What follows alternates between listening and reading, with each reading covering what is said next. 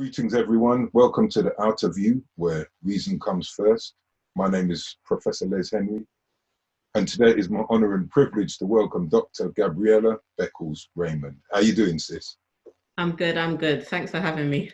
No problem, no problem. So do you want to just share a little bit about yourself with us? Yeah, like you said, Dr. Beckles-Raymond, I'm a intersectional philosopher is how I think I'd best describe myself. I'm a multidisciplinary scholar, so to me, my work is any and everything to do with how we can elevate ourselves as a people. So I come at that in a kind of cross-disciplinary way. I'm also very much into kind of strategically looking at issues. So I'm passionate about research, but only when that research really leads to change. So yeah. You're more inclined towards like how you can affect systemic change within HU, rather than just writing and researching it. You're into the implementation side of it. Oh yeah, absolutely. And I mean, I started off as a psychologist and then did sociology and history and educational leadership. So I've kind of got, like I say, a varied background. And when I got to philosophy, which was later on in my academic career, I was fortunate enough to go to the University of Memphis, which had a really significant Black presence and a real commitment to developing philosophers. But I was always struck by the way in which some people could just abstract their work from their own existence. Almost like, so you would read the kind of canonical philosophical work and it's like thought experiments. And I'm like, how are you thought experimenting when there are real life things here, you know, that are affecting people? So for me, my work is always embedded in the reality of our existence. Yeah, the fact that you acknowledge that there is that distance, you know, we cannot be objective observers if we're speaking about things that are visceral and we live those experiences. So, you know, one of the things that's happening in this moment is they're talking about we need to address systemic racism, institutionalized biases, you know, unconscious biases, unwitting biases, blah, blah, blah. And yet when you look at the makeup of the VCE teams, you know, and for people who don't know what an acronym is, and I'm not the acronym, not the acronym man, I can't even pronounce the word, Vice Chancellor Executive. But on a serious note, no, absolutely, because I think there is such a gap between the vocabulary and the understanding of how to tackle institutional racism, where we're still so reliant on this kind of deficit model that targets Black people and asks, oh, what's wrong with us such that we can attend to our needs, and just a real difference in worldview. There's no worldview recognition that this is a system that is fundamental to Euro-modernity and fundamental to British values and all the systems that we have in this country and indeed globally, given the history of empire. And so I think, you know, there's this disconnect between how, one, the recognition of what are the state of affairs we're in, but then how strategically do we go about shifting it? And I think there's just a real gap in that arena at the moment, unfortunately. Yeah, well, you hit the nail on the head, because it's always about deficit. Yeah, it's all about what is lacking, and you need to flip that coin on its head and say it's not about what is lacking, it's what needs to systematically be changed. Yeah, because it's a different kind of conversation, it's a different quality of conversation. Absolutely. One of the things I wanted to discuss with you is this notion of love. You know, we're not talking romantic, oh, I love you, darling, love. We're talking about, because you talk about this like a radical openness, or and I know you when I've heard you speak, you talk about like the works of people like James Baldwin, Audre Lorde, and people like that. So how can you kind of give us an idea of what you mean by this notion of love? Well, I think we just need to put love at the center of the conversation. It's one of those words that really, in many ways, well, like so many of our words in the context we're in, has been corrupted, like you said, such that it's become a kind of pithy, meaningless word. And so when I invoke the word love, and when I'm talking about putting that at the center of the conversation, the radical openness that I'm talking about is one of moral courage.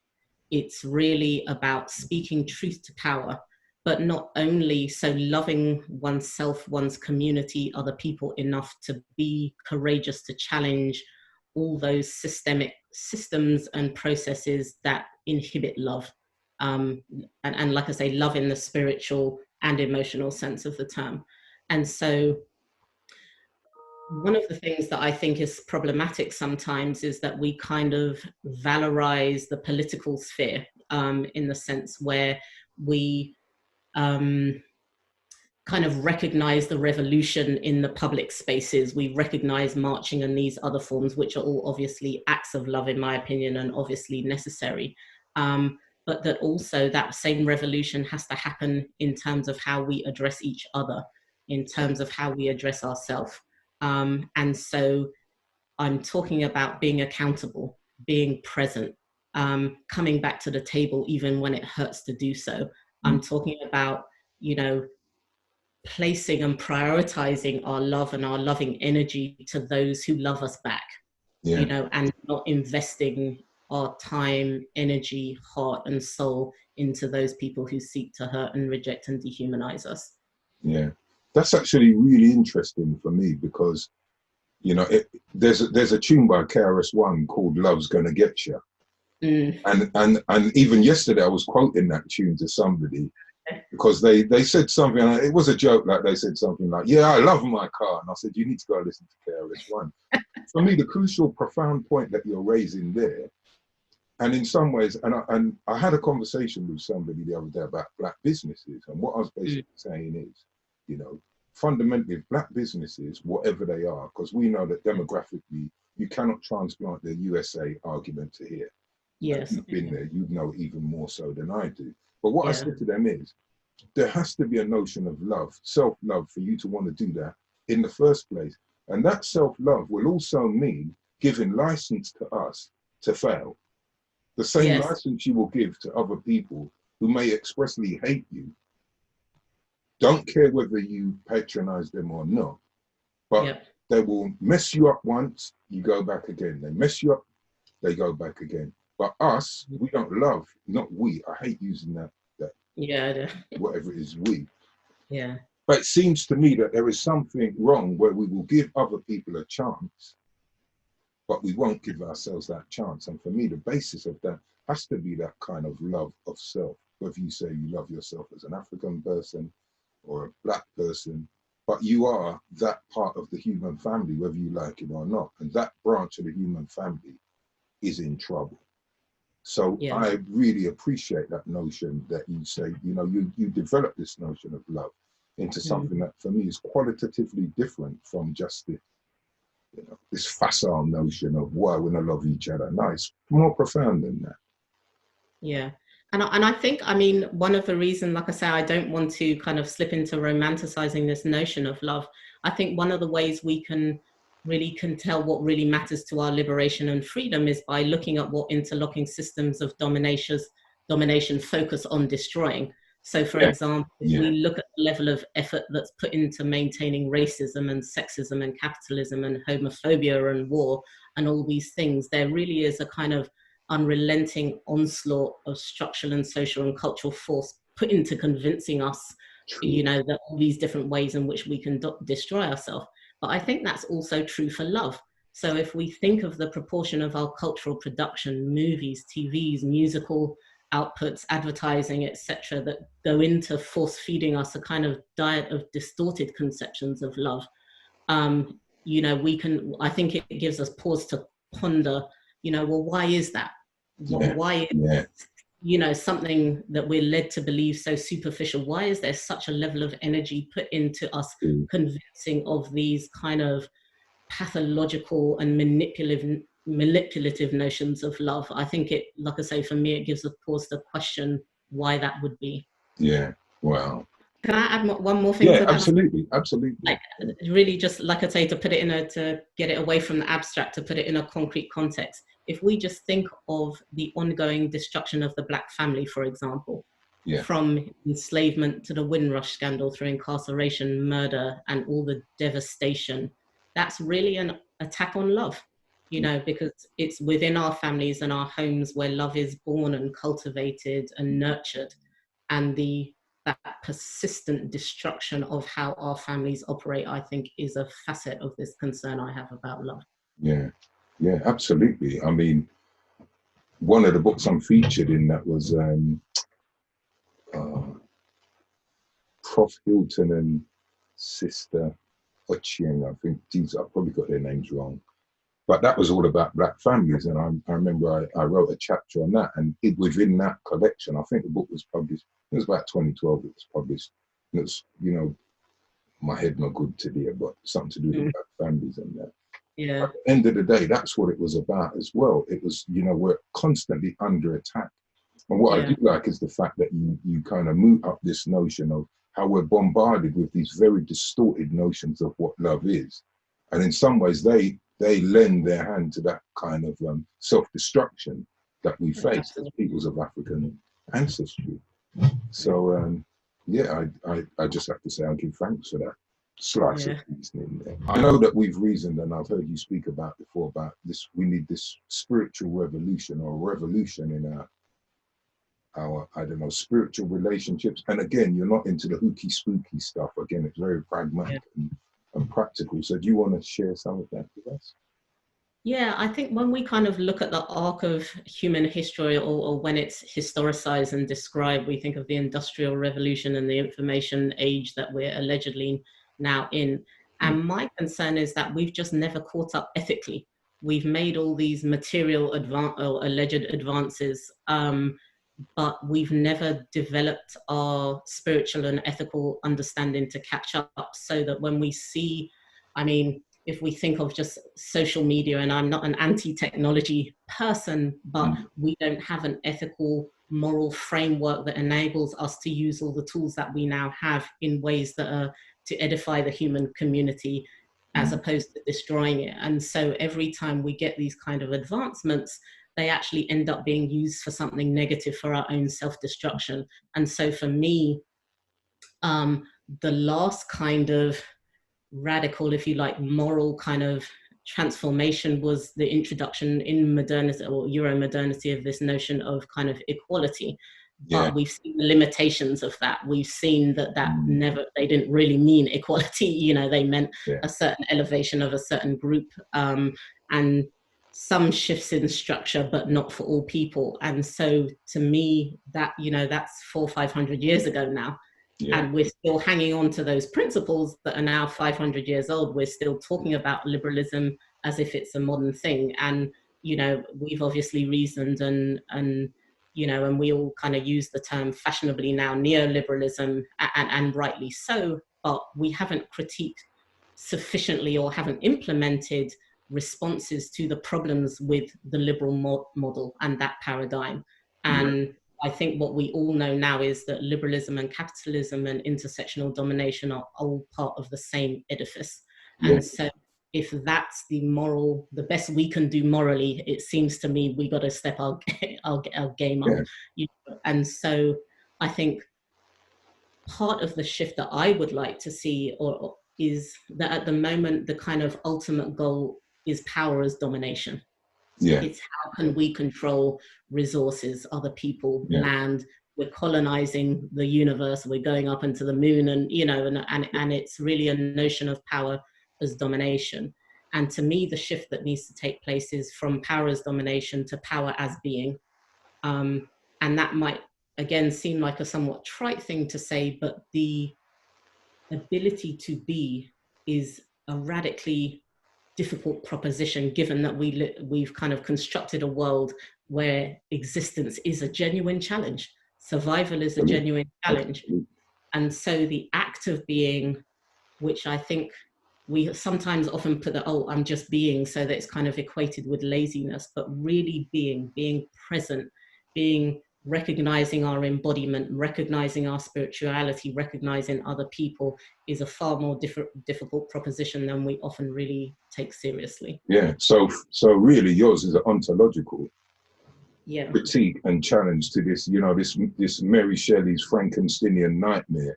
You create a creature, it takes on its own dynamic, and it's looking for its ethical side. Similar to what Marimba Annie does in her wonderful book Urugu, you know, about the tearing yourself away from creation so you don't have your feminine part. So you come down, you manifest on earth, and you destroy the earth looking for your feminine side, and it's self-defeating. So it's a very interesting ontological take for me, because it is about the nature of being. What does it mean to be human? You cannot be human without the ethical balance. How can you be? Yeah. So yeah, I just think that again, it's a very interesting way to frame that whole ethical debate. Because I think fundamentally we're moral beings. Like, you know, I think when you look at philosophical discussions, at least about the nature of being, you often get this kind of rhetoric around humans being able to make plans, and it's this ability to think and process a plan that makes us human, this kind of cognitive rendering of human. But that's complete, to me, so limited. Like, tigers can make plans, you know, ants make plans. You know, what makes us distinctive, I think, at least I can't speak for animals, but at least for us as human animals, is the moral dimension of our lives, that we have these higher order processing where we can compare what's right and wrong. We can consider our notions of the good and then debate whether we think our notions of the good are good. You know what I mean? Absolutely. So this ethical framework for me is really at the heart of human existence. And if we don't push to get that right, you know, we've got a problem. And to me, part of the challenge of that is that really when we understand this spiritual dimension, so much of it is in paradox. And so what you often see is people taking one side of a paradox and running with that, but failing to understand that by, you know, that it is a paradox and there are these two mutually seemingly contradictory, but sides that must exist together. So for example, it's to understand that I'll die and live forever, you know, and both those statements are true. It's to know that our greatest vulnerability is our strength, also our greatest strength. You know, it's to know that our freedom will be found in our interdependency, you know, so it's how do we reconcile these contradictions and live in them and with them. Absolutely. You know. Because that you see, for me, I love the way you've kind of expressed that, because our lives are a contradiction. If we're conscious, awake, and aware, our lives are in contradiction. Because on one hand, we can say, "Boy, hard in England, you know, and Babylon hard," and then you look at people existing in conditions, and then the contradiction is, look at how they're living. I'm all right, Jack. However, we know that this planet has the technological nous and the absolute capacity to ensure that no human being should be suffering. No human being should be suffering. Yeah, exactly. And yet they do. And that is part of those lived contradictions that you know, whether we like it or not, our privileged position in the West offsets that in many ways. So those discussions become uncomfortable, because we can talk about the suffering we face here, but we have that ethical stroke moral dilemma that you were talking about, because we know this system that we're in now, postmodern or whatever the hell they want to call it, is more than equipped to alleviate all human suffering. That. They could do it overnight with the technology. It's interesting, because for me, it reminds me of the point that you said, they can put so much effort into war and this and all of these destructive things. Why not put them into the more positive stuff? And that for me is the kind of conundrum that we face as human beings, because for those of us, like, we're sitting here and we're reasoning about it, the solutions are pretty obvious. Why are they not pretty obvious to the people in power or in those positions to affect critical change? And you know, I think they are obvious. I think that part of the delusion is that we think, you know, that they're accidentally doing this. I mean, I don't give them so much credit as to be, you know, naive about what they're doing. I think it's very obvious what destroys a human life. It's very obvious that we need fresh air. It's very obvious that we need clean water. You know, these are not scientific mysteries to us. So if we can look around the planet and see the kinds of destruction that we see on a global scale, it's not just like pockets and small portions of the population. And this is where I have to say, I want to push back on you on this word privilege, because I know it's one that has become a kind of common part of our vernacular, but I struggle with it, because when we talk about privileges, we're actually talking about basic human rights. And the concern is that only a tiny proportion of the population has what are basic human rights, such that we can call it a privilege, but actually it's not a privilege. It's what all of us should have Absolutely. as a standard Absolutely. minimum, so that when we're talking about privilege, like just psychologically, I don't want to let go of my privileges, you know what I mean? Not if they're basic human rights. And so the way social justice conversations, I think, get framed is that it becomes divisive, in the sense that there are people with privileges, you know, and those who don't, when actually there are some of us who have basic human rights, and the real issue is how do we make sure everybody has these basic human rights. And I think, even as you said, even for us who are in these, who have our basic human rights met in the West as Black people, there's still, life is just still a struggle. You know, I'm not going to pretend, I haven't got the struggle that I can't feed my children. That's a different kind of struggle, and I'm not suggesting it's equivalent.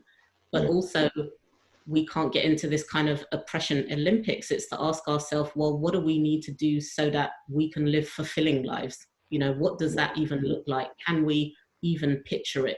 And what are the kinds of things that we need to put in place so that's a standard for everybody?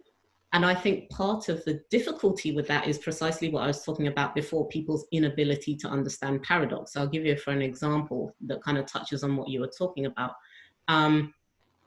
It's very difficult to recognize the fact that we Black people who exist in these systems of oppression also are full of vitality and joy and life. And that those two things can exist together at the same time. We can bust our music in the lockdown and, you know, reason with each other and in some senses be at peace and at comfort in a way that I think many other people are not, because we're accustomed to this kind of struggle. True. But to say that doesn't mean that we mustn't address racism, because just because I've figured out a way to express myself and overcome your madness doesn't mean that it's not a problem, you know what I mean? And those two truths can exist at the same time. So it's that kind of practical application that I'm talking about, of understanding paradox, so we don't get tongue-tied about talking about what we need to do without allowing ourselves to be depressed and re-depressed by the systems, you know, that we're trying to emancipate ourselves from. Yeah, no, what can I say?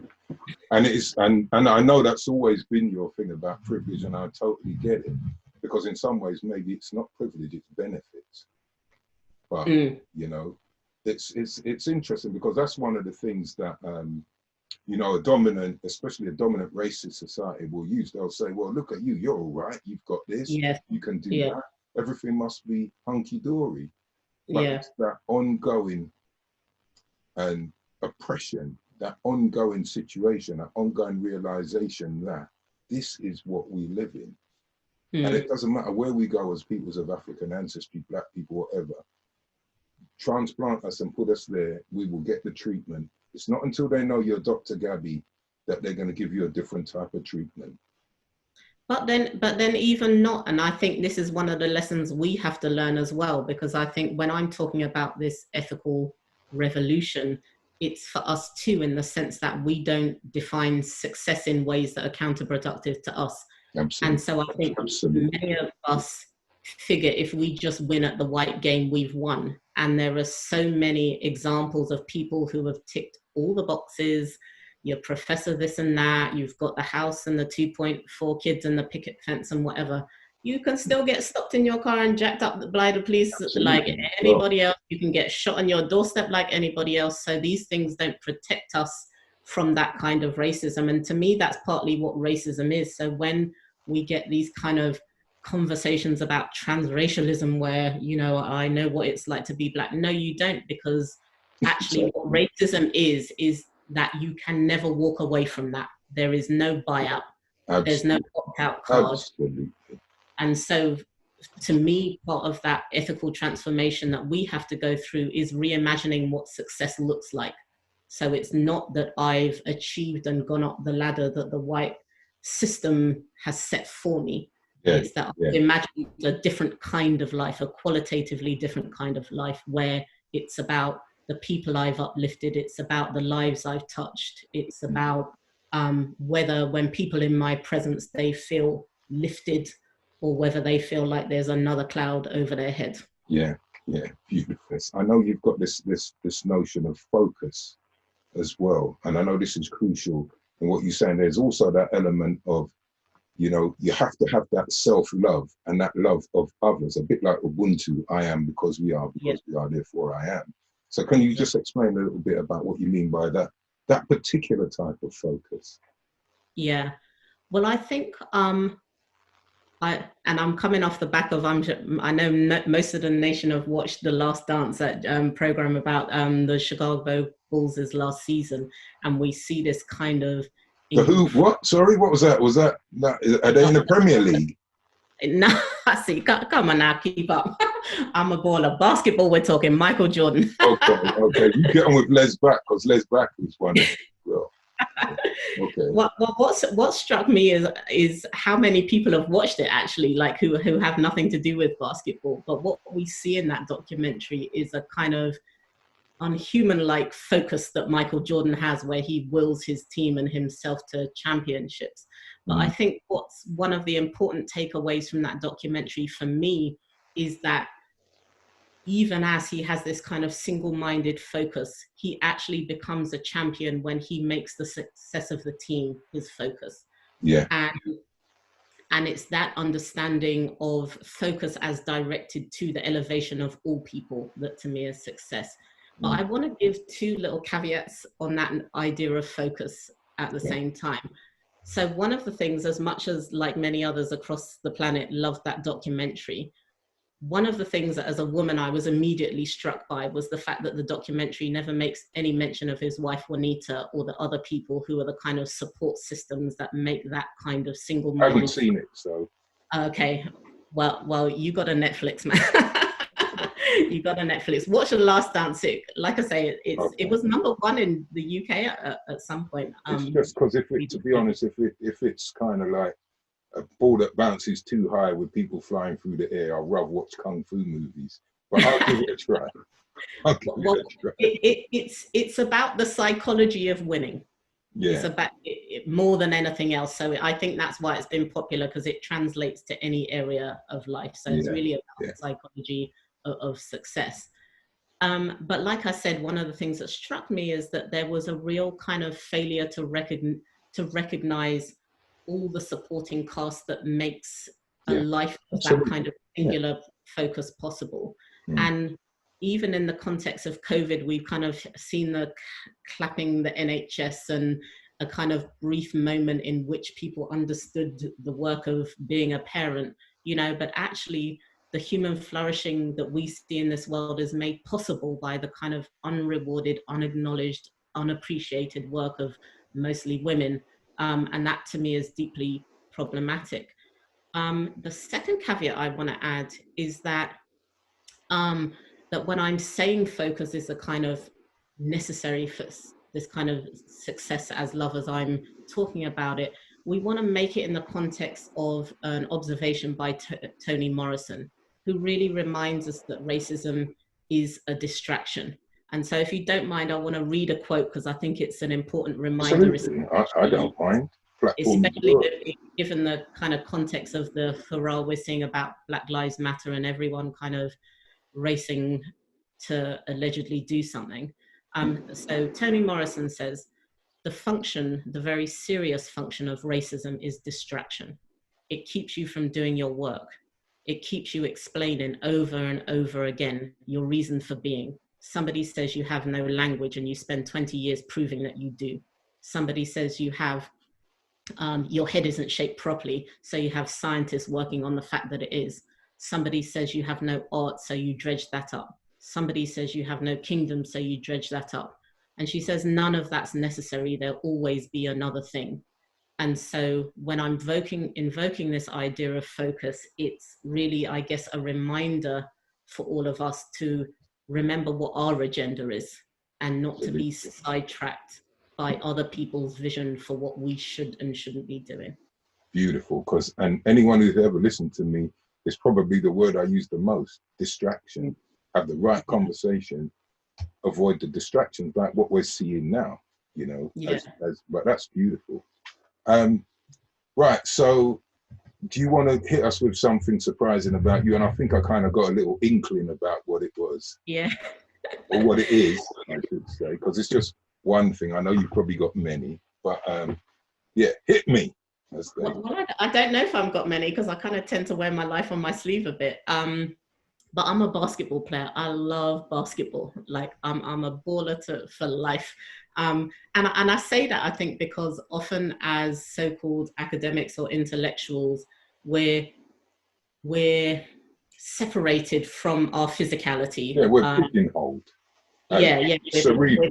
we're told. Yeah. And I know, as a person who's played sport, like I grew up playing football as well, so I love that, but just not as much as basketball. I remember being in secondary school and we had a careers day, where they had brought in these careers advisors.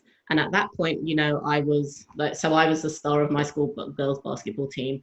But I was also top in my class in most things, right? So I go into this careers day and the careers officer sat across the table and she kind of looked at me with this kind of forlorn face, like almost pitying my future. So I'm thinking, like, what is this? You know, why is her face looking along like that? So she gets out her sheet of kind of possible career options and introduces herself. And she says, "Oh, I heard you're on the basketball team." And she kind of looks at me like, "Oh," and she was like, "Well, you know, I'm not sure what to tell you, but I think the only options really for you are to be a PE teacher or maybe a basketball coach." And I was like, well, number one, I didn't come into this meeting talking to you about basketball, you know, so how she heard this information, I don't know. But also, it never occurred to her that just because I happened to play sport didn't mean that I couldn't happen to do other things at the same time, you know what I mean?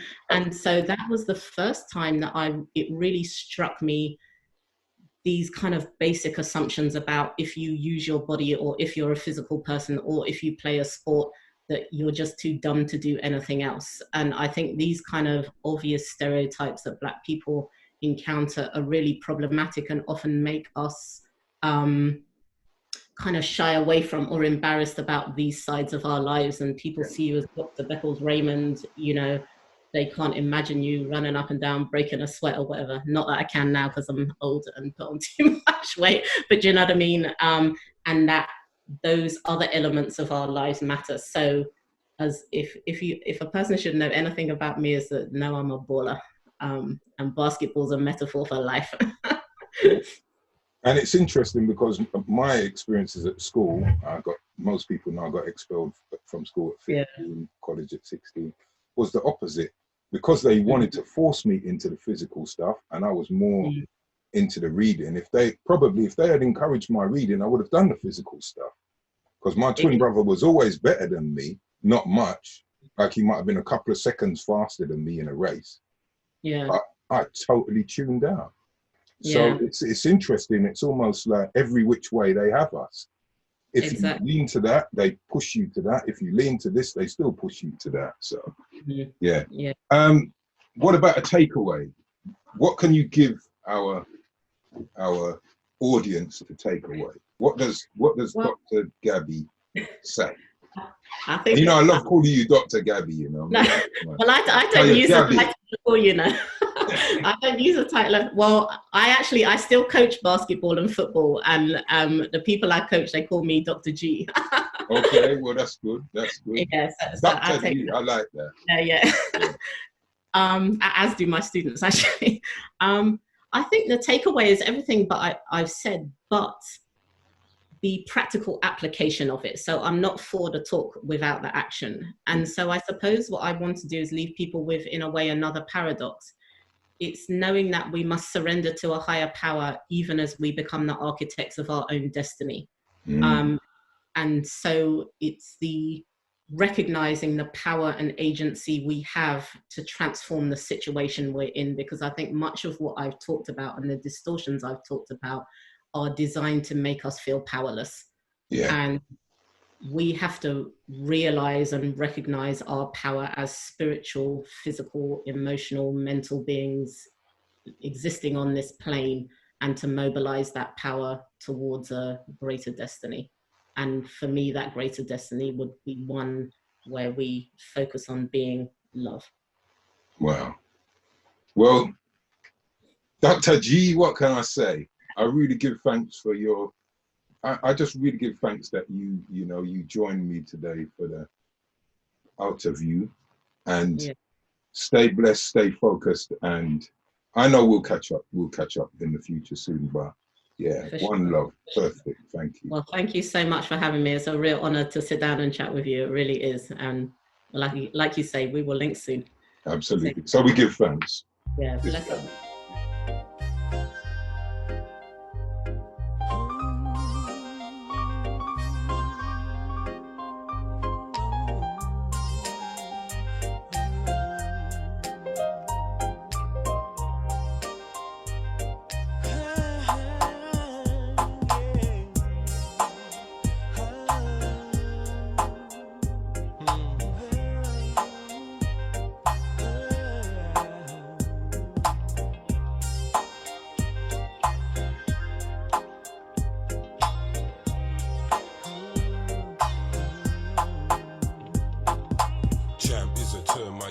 Describe my mother. In this world, you know I love that woman like no other woman. The eyeless, the lyric of known, 'cause from the scene